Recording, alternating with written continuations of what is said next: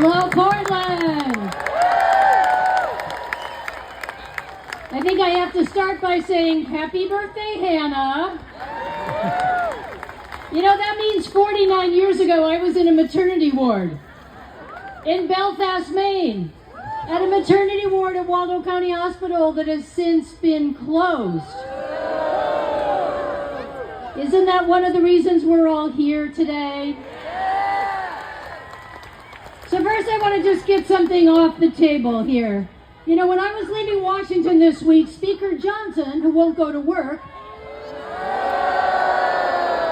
he did find the time to say, you know, those No Kings rallies, those are people who hate America and terrorist wing of the Democratic Party.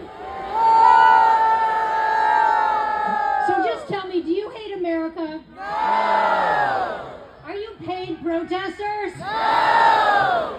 I think we're here doing the most American of things. That is to protest our government when we're mad.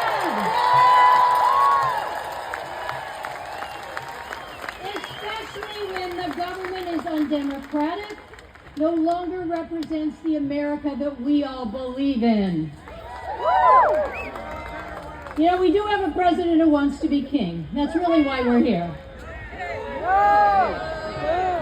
And Donald J. Trump hates protests so much, he hates your right of free speech, that he wants to invoke the Insurrection Act to keep us from being on the streets or legally protesting the things we care about.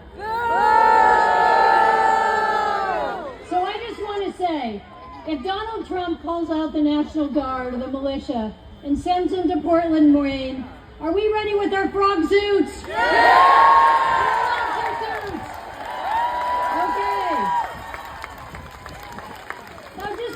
This week in Washington, the Democrats came to work.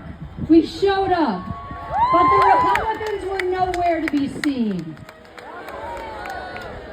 I don't know if they were on vacation, if they were out golfing, if they were at Mar-a-Lago, but they weren't representing their constituents. In case you think this is just a one-time thing, the Republicans who control Congress, the House, the Senate, the White House, have only been in session to vote for 19 days since July 3rd. And in case you forgot, on July 3rd, they said it was an emergency. They had to call us back to D.C. and leave our family gatherings and our local celebrations because they had to pass the big, ugly bill and give tax breaks to billionaires.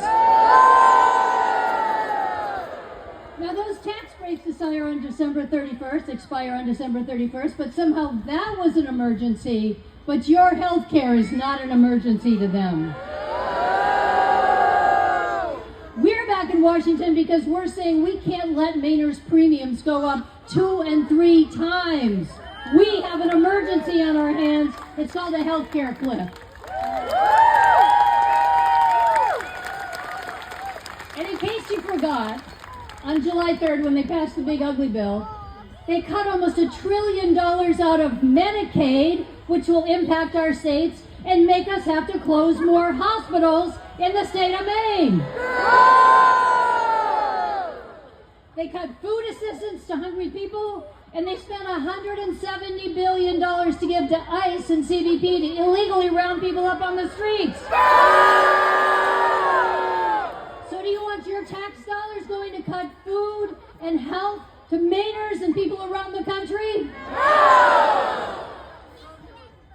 And don't forget, at the same time where we should be fixing the problems of food aid and Medicaid and aid to farmers and housing costs and so many other things, we also need to go back to work so we can swear in Representative Grijalva of Arizona.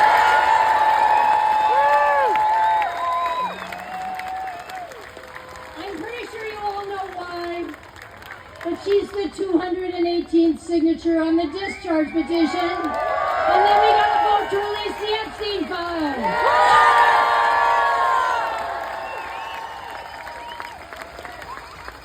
So here's the sad thing. The Republicans won't go to work. But even more egregious, they won't say a word to counter Donald J. Trump, who wants to be the king. They control the House, They control the Senate. They control the White House. And never in my time in being in Washington, D.C., have I seen Republicans so afraid to stand up, to take back the power of the purse, to stand up for what's right, and to do what they know needs to be done. They are afraid of their king. And only Congress, by taking back the power of the purse, can we stop the cuts to research for cancer for kids or special education, cuts to college loans, cuts to food safety and inspection, cuts to supporting our hardworking families. It is a very long list, and only Congress can stop this, and only Congress, the Republicans who control it, can take that money back. And only we can stop the other illegal actions of this president, whether it's taking away your right to vote, or bombing boats in Venezuela without a War Powers Act, or picking up people off the streets. One after another, our rights are being taken away. And this country is being run on somebody else's name, but not in the name of you and me or my constituents. So we have our work cut out for us now. We have to stay vigilant every day. We have to show up to every protest. You have to make every phone call. You have to let people know every single day of your life that this is not right. This is not your country. You want your right of free speech. You want your ability to protest and tell people what you believe in. And then in November of 2026, we need a brand new Congress.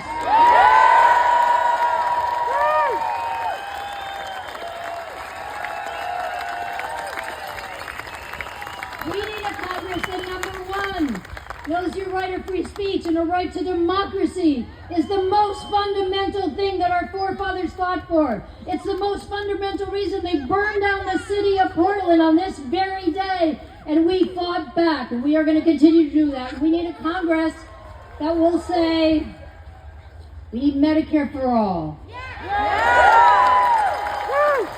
We need to support our unions and working people in this country. We need affordable housing for everybody. And childcare that you can afford and go to work. And we have to acknowledge that climate change is a threat on our doorstep, and we can't be doing that. We got to take the corruption and the money out of politics. We know what we need to do. We are doing it right here, right now. We are going to keep doing it every day until the next election. And we are going to take back the power to do the things that we believe in, that we know are right, because we are the people.